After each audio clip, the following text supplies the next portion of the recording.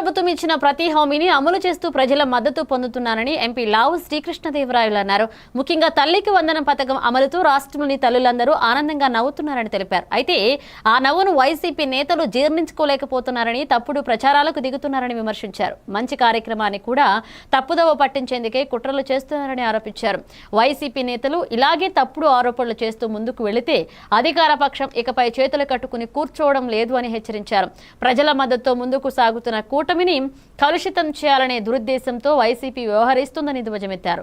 తల్లికి వందనం పథకం ఒక రాష్ట్రాన్ని డీజిల్ దేశానికి ఆదర్శంగా నిలుస్తుందంటూ ఎంపీ లావు విశ్వాసం వ్యక్తం చేశారు.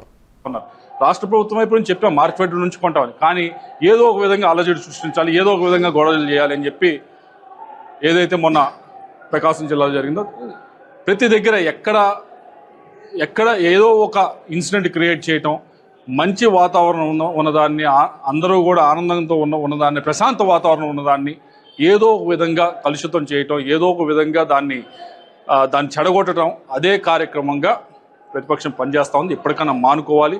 తల్లికి వందనం అనే కార్యక్రమం ప్రతి ఒక్కరికి కూడా, ఎంతమంది పిల్లలు ఉంటే అందరికీ కూడా వేయటం జరిగింది. అందరి అకౌంట్లో కూడా డబ్బులు పడినాయి, అందరూ కూడా ఆనందంగా ఉన్నారు.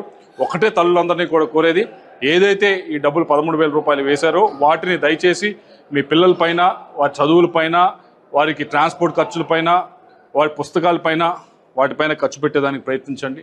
వేరే వాటిపైన కాకుండా దయచేసి వాటి మీద ఖర్చు పెట్టాలని చెప్పి నన్ను కోరుకుంటూ, మరొక్కసారి ప్రతిపక్షం ఏదైతే దుర్మార్గంగా ప్రవర్తిస్తూ ఉందో, ఏదైతే